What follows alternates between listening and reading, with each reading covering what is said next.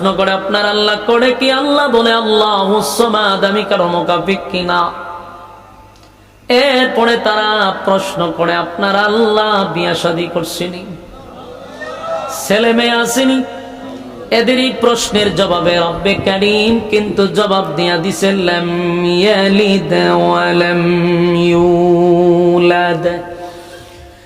আল্লাহ রাব্বুল আলামিন বলেন তারা আমার কাছে আপনার কাছে প্রশ্ন করছে, আমি আল্লাহ বিয়ে করছিনি, আমার ছেলে মেয়ে আসেনি।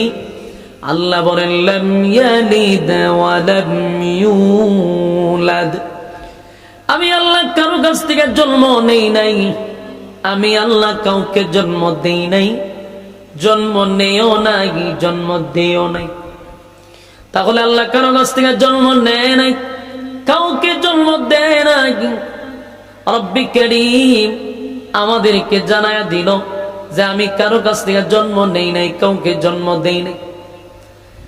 বেঈমানরা প্রশ্ন করলো আপনার আল্লাহর শক্তি কি রকম, আপনার আল্লাহর ক্ষমতা কি পরিমাণ? রব্বে কারীম বলেন ওয়ালাম ইয়াকুল লাহু কুফুয়ান আহাদ। রব্বে কারীম বলেন আমার সমকক্ষ কেউ নাই, আমার সমতুল্য কেউ নাই। মূর্তি পূজারীরা রব্বে কারীমের ব্যাপারে রাসূলের কাছে প্রশ্ন করছে, আপনার আল্লাহর ক্ষমতা সম্পর্কে জানতে চাই, ক্ষমতা কি পরিমাণ আছে? আল্লাহ জবাব দেয় ওয়ালাম ইয়াকুল লাহু কুফুয়ান আহাদ, আমার ক্ষমতা সম্পর্কে তোমাদের ধারণা নাই, আমি আল্লাহর সমকক্ষ, আমি আল্লাহর সমতুল্য কেউ নাই। কারণ মূর্তি পূজারীদের বক্তব্য হলো তাদের তো একজন খোদা না, এদের সর্বনিম্ন হলো 360 জন। এটা কি সর্বোচ্চ না সর্বনিম্ন? সর্বনিম্ন হলো 360 জন। তদানীন্তন সময়ে 360টা মূর্তি খানায় কাবার ভিতরেই ছিল এবং খানায় কাবার বাহিরে তারা উলঙ্গ হইয়া এই 360টা মূর্তির তোয়াফ করত। তাদের প্রশ্ন হলো আমরা এতগুলা খোদা তৈয়া একজন খোদার কথা কেন মানব? আমাদের তো খোদার সংখ্যা বেশি, মুহাম্মদের খোদা কম, আমরার খোদা বেশি। অথচ তাদের খোদা নিজের হাতের বানানো, প্রত্যেক খোদার পিছনে কিন্তু লাঠি আছে, একটা জায়গা মতো দিছে লাঠি।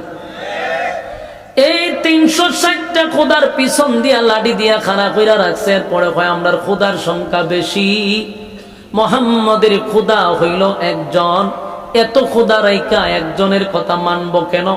আমাদের খোদাদের সঙ্গে কি সে পারবে? নাউজুবিল্লাহ।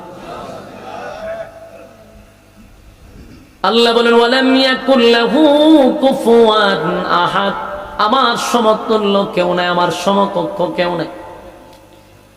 মানুষকে আল্লাহ ক্ষমতা দেয়, মানুষকে আল্লাহ ক্ষমতা দেয়, মানুষকে আল্লাহ সম্মান দেয়, ইজ্জত দেয়, দিয়া কিন্তু আল্লাহ পরীক্ষা করে কেউ যদি ক্ষমতা পাইয়া ক্ষমতার অপব্যবহার করে পরিণাম কিন্তু ভালো হয় না।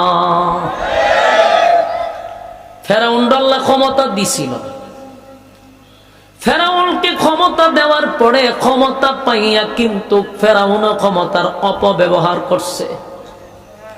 এক মুসা নবী দুনিয়াতে না আসার জন্য 90,000 শিশুরে জবাই করছে, নীল নদের পানিটা লাল করে ফেলছে ফেরাউনে।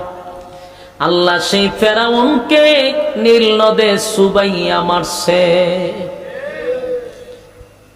নমরুদরে আল্লাহ ক্ষমতা দিছে শুধু একটা দেশের ক্ষমতা না, বাংলাদেশ নামক একটা ভূখণ্ডের ক্ষমতা নয়, আমেরিকা, রাশিয়া, জাপান, চীন, জাপানের ক্ষমতা না।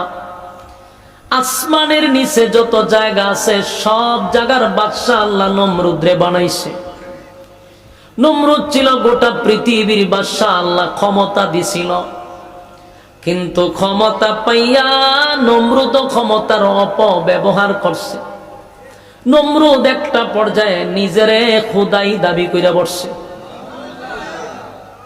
এবং এই কথাটা, যেই কথাটা মূর্তি পূজারীরা রাসূলকে বলছে আপনার খোদা আমাদের খোদার সঙ্গে পারবেনি, এই কথাটাও নমরুদে বলছিল ইব্রাহিম খলিলুল্লাহকে। ইব্রাহিম খলিলুল্লাহকে বলছিল, এই ইব্রাহিম তোমার খোদা কি আমার সঙ্গে পারবে? আমার বাহিনী বেশি, তোমার খোদা তো একজন। নাউজুবিল্লাহ। এই প্রশ্ন কিন্তু ইব্রাহিম খলিলুল্লাহকে নমরুদ দাও করছিল। এমন কি নমরুদ বলছে, তোমার আল্লাহকে বলো আমার সঙ্গে যুদ্ধ করবেনি। নাউজুবিল্লাহ।